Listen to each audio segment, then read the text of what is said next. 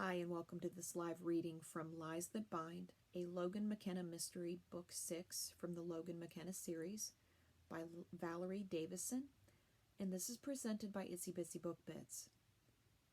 Prologue, Tuesday, January 28th, 2020, the Collins Hotel, Depot Bay, Oregon. Charlie flipped on the light, threw her towel on a chair, and kicked off her shoes. She had the place to herself. The cavernous room stretched before her. Warm, steamy air tinged with the familiar acrid smell of chlorine enveloped her. The white-tiled floor was slick and wet. Walking with practiced care to the deep end, she stood at the edge of the pool for a minute, rolling her shoulders, shaking her arms out, loosening up. She really needed this. This week had been a real ball-buster. First, the unending arguments with her grandmother. Why was she so against her and Wade getting married? Saturday night, when she told the indomitable Charlotte Collins in no uncertain terms that she and Wade were going ahead with the wedding, with or without her permission, the woman just about had a stroke. In the hotel. They'd never agreed about that. Why couldn't her grandmother understand that she didn't want to run a hotel? Any hotel. The Collins may be grandmother Charlotte's whole life, but it wasn't hers. She thought she'd made that clear 4 years ago when she'd majored in anthropology, not hospitality. But Charlotte Collins wasn't one to give up easily. She knew her grandmother saw this trip as one last chance to change her mind, but she wasn't going to budge. She was so tired of talking about it that, like a coward, she'd been avoiding her since their big blow-up Sunday morning. Sunday, she'd waited until she heard grandmother's Mercedes crunch down the gravel driveway before calling Wade to let him know the coast was clear, at least for a few days. They were looking forward to the break. They'd worked it out, all out over breakfast. Grandmother would be away at her gardening conference up in Portland for most of the week. They were going to sit her down and talk about this rationally when she returned. Grandma would just have to accept that Charlie had a life of her own to lead, and it didn't include running the Collins. All she and Wade wanted to do was live their own lives. In just a few weeks, they were going to a small rural village in India, putting their education and skills to good use. Clean water for villagers was a lot more important than clean sheets for wealthy hotel guests. Wade was a genius. His water filtration system not only cleaned water but had a desalinization component. They had a real chance at helping people, making the world a better place, saving lives. Why couldn't grandmother get that through her thick skull? It was sad, the way things had turned out. Growing up, they had always been close. Grandmother Charlotte had practically raised her. Her mom shipped her out to Oregon the day after her 16th birthday after an unfortunate incident involving a fifth of scotch and a cute senior named Jared. There were other reasons her mother had sent her to live with her grandmother, but Charlie chose not to focus on those. Sometimes the memories were so distant and hazy she wasn't sure they'd actually happened. Besides, Charlie loved living with grandmother Charlotte here on the coast. She and grandmother even looked alike. The first time she'd seen the family portrait over the fireplace, she did a double take. People always said the woman in the picture looked like her, but that portrait had been taken back in the 40s. She was the baby in great-grandmother's arms, not the southern beauty standing in back next to her husband, Charlie's grandfather, Emerson. Same dark hair, though, blue eyes and ivory skin. Both strong-willed, even that seemed to come out in the portrait. But that's where the resemblance ended. Grandmother Charlotte, a true Southern belle steeped in good manners and appearances, knew exactly how a lady should behave and expected her namesake to conform. Charlie, on the other hand, was a tomboy of the first degree, preferring fishing off the rocks or exploring the vast tracts of forest that stretched for miles behind the town. She built her first treehouse when she was 9 from scraps of lumber she hauled from a construction project behind City Hall. Grandmother had not been pleased, but Charlie was still her favorite. Her older sister Amanda had lighter coloring and took after their mother. Adjusting her swim goggles, Charlie looked out over the smooth surface of the water. Anticipating that delicious first plunge, she took a deep breath, then dove smoothly into the pool. She went deep, stretching her hands in front of her in perfect form, then scooped up just before she reached the bottom, allowing the momentum to propel her to the surface, pretending to be a dolphin or a mermaid like when she was little.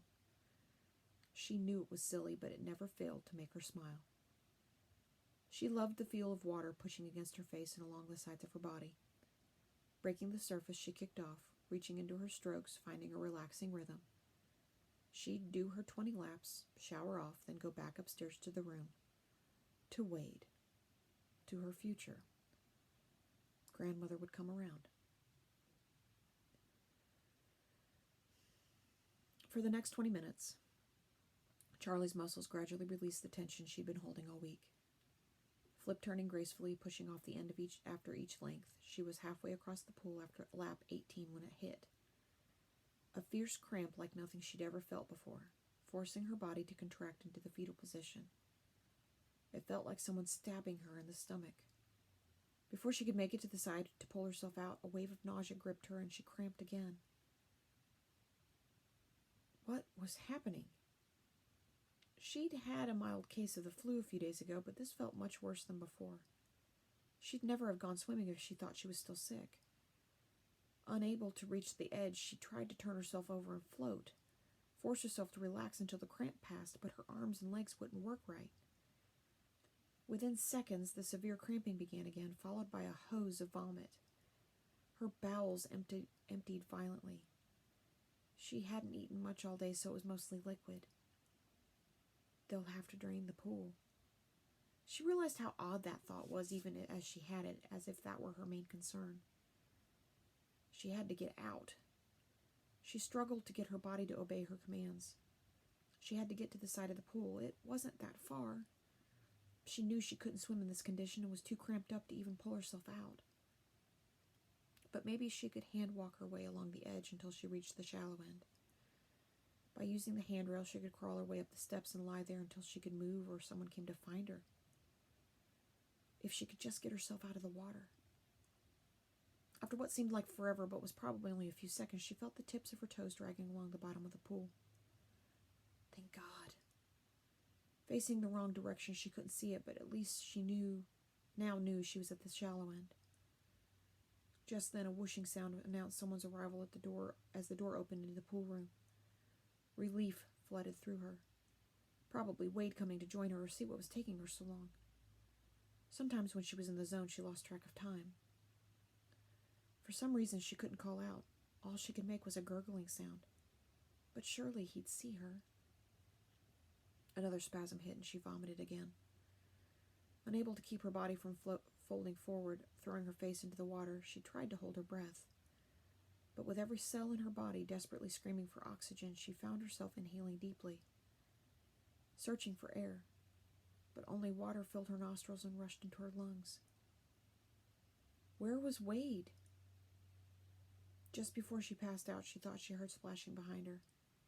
With every second she clung to consciousness, she expected Wade to pull her to safety, but the next human touch Charlie felt was a strong hand clamped onto the top of her head, pushing her completely under and holding her there. She couldn't put up much of a fight. Whatever signals her brain was sending weren't reaching the rest of her body. 17 seconds later, the lights went out, and the door to the pool area clicked shut, plunging the room into utter darkness. Only the distant thrum of the water pump and a slight lapping of the water against the sides of the pool could be heard. Soon, even that became perfectly still. The body at the bottom of the pool wasn't making any waves. Chapter 1. Sunday, February 7th, 1932, 12:03 a.m., Whale Cove, Central Oregon coast. The two men crouched low, hunched against the wind on the precipice of the sheer cliff. 60 feet below, gentle waves lapped on a narrow crescent of sandy beach, but beyond these sheltered waters, the angry ocean roared, throwing itself repeatedly against the black rocks guarding the narrow entrance to the cove. They're not coming. Don't worry, they'll be here. This is the night. You just can't see them. They're waiting for the right wave. Better a full boat late than splinters and dead men floating in on time, right? Frankie said, slapping Jacob on the back. Jacob said nothing, but simply stared harder into the inky dark, straining for the reassuring shape of the boat. This was his 5th trip, and if all went well, his last. In spite of, and maybe because of, the moonless night, the frothy wave caps glowed brilliant white against the smooth licorice-colored waves as they pushed into the cove, skimming over a massive chunk of basalt lurking just below the surface, equidistant between the steep sides of the narrow opening, waiting to rip into the bottom of any boat that dared enter. Even if you knew it was there and it was broad daylight, it was almost impossible to get around. Frankie stopped his feet and headed back to the truck to get warm. "They always make it, don't they?" he said, slamming the door shut. "You worry too much." Jacob looked back. Frankie's freckled face and bright red hair flashed into view as he struck a match and lit a cigarette. He was probably right. Frankie never worried about anything, and he seemed to be doing okay. Jacob turned his attention back to the sea, listening hard for the sounds of an engine. There was a reason no one but rum runners used this place. But because no one did, it was perfect. No houses, no lights, no nothing. Stretching only a third of a mile across at its widest point, Whale Cove wasn't on any mariner's map as a safe harbor on the central Oregon coast. If any boat managed to make it in, the water was calm. Steep, rocky cliffs kept the cove hidden from the view from the sea. For the smugglers, it was perfect. Their vessel, the Sea Island, a sleek powerboat out of Victoria, BC, was only 36 feet from stem to stern, but could carry over 3,000 gallons of whiskey and rum.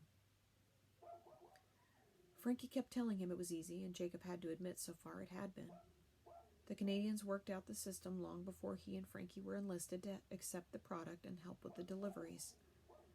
The distribution routes, established years before to accommodate their opium trade from China, meant everything went as smooth as silk. On each run, once the Sea Island was in safely, it was a simple matter of offloading the cases of liquor, hauling them up the cliff with rope and steel cables, then loading them onto the truck. Whale Cove was only a half-mile from Depot Bay, and 10 from Newport, but the roads were mostly deserted after dark. Under cover of night, and after only a few hours of driving, pharmacies, back porches, and speakeasies from here to Florence restocked their hidden stashes, with no one the wiser, except those patrolmen paid to look the other way. As long as he and Frankie didn't partake of any of the merchandise, the drive back was easy and perfectly safe. If stopped, they were just two men going to work after visiting family, or looking for work, or whatever. By tomorrow, Jacob would be driving home with enough money in his pocket to finally get out from under his father-in-law's thumb, or at least be closer to that goal. The man was nice enough, but he and Irene had their eye on getting their own place, a boarded-up trading post in Depot Bay, right next to the harbor with plenty of room for little Aaron to play. With a little fixing, it'd make a great rooming house. Aaron could cook, and he could build or fix anything. It was a humble start, but they had big plans. There just wasn't enough room in her parents' house for their little family. In the new place, there would even be room for his mother. She was getting too old to do laundry anymore, and she could help Irene with the errand. She'd like that. Just a few more runs.